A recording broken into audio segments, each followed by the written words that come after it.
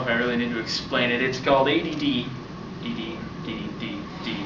It's about ADD, so I'm just gonna go ahead and start it. Spastic me, I have ADD. ADD.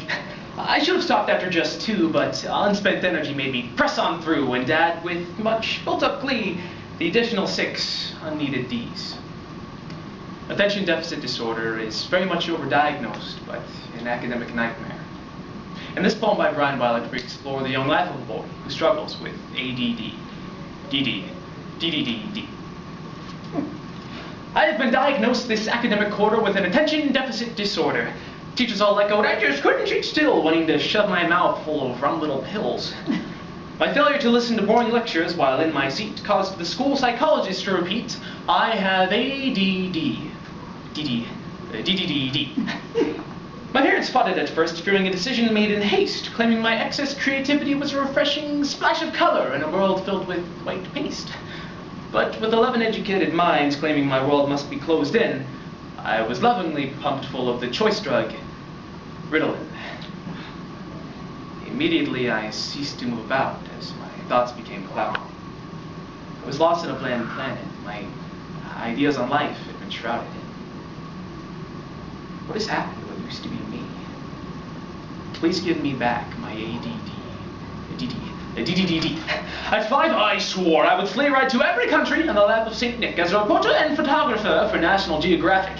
At 7, my future career made a drastic switch as my finger paintings depicting dinosaurs and rocket ships using colors not normally combined and requiring 15-minute explanations each time were destined to exhibit, I would have taken bets at the Metropolitan Museum of Art, also known as the Met. 9 was a dramatic shift as school became something I deplored. I found my teachers didn't like me when I finished early and became bored. I was yelled at for asking stupid questions while out of my seat, or for doodling bunnies with wings on the edge of my worksheets. It was then I first heard the whispers, you see, of the meaningless letters ADD.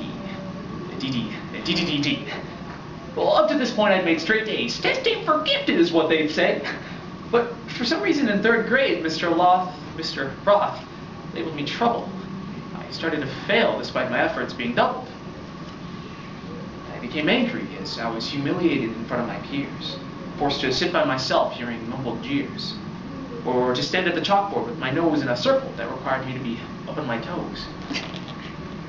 At this point I hated Mr. Roth. I hated school. I hated my classmates who were making me to be the fool. I hated my parents who were beginning to fold for not seeing me as me, but that's what they'd been told. So when summer came round, I was once again free, and I screamed, to hell with ADD. My parents sent me to space camp in Hutchinson. I was ready at this point to welcome the fun. And again, a new career option came my way as I dreamed of space comets, Martians, and the Milky Way. I was always in the control of the top of my class. Real ex-astronauts gave me winks and pats on the back. When I returned home, my mind exploded with ideas. I built a moon rover in my backyard using old wagon wheels. I created a world right in my backyard with alien monsters from worlds afar. Bananas as laser guns gone brown from the rust. Trash can lid deflector shields where survival must. But as summer's dusk descended, dread crept back into my soul. The fear of failure and shame that was brought on by school. My 4th grade teacher crippled me with the words within a week of ADD. It seems I learned at an early age you were judged quickly on what others say. The awesome, creative kid that was me was never given a chance to let them see that I was inquisitive, smart, and fun. Amusing and spectacularly produced with puns. I had a flair for writing prose and iambic poetry, and for drawing picante pictures with the balls of my feet to resemble the faces of our founding fathers on tortilla shells with not much bother. I could impersonate teachers too perfectly. They found this annoying and dissuaded me.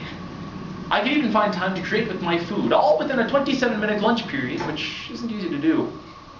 Time management skills are held with high regard. Pyramids of potatoes with green beans on guard.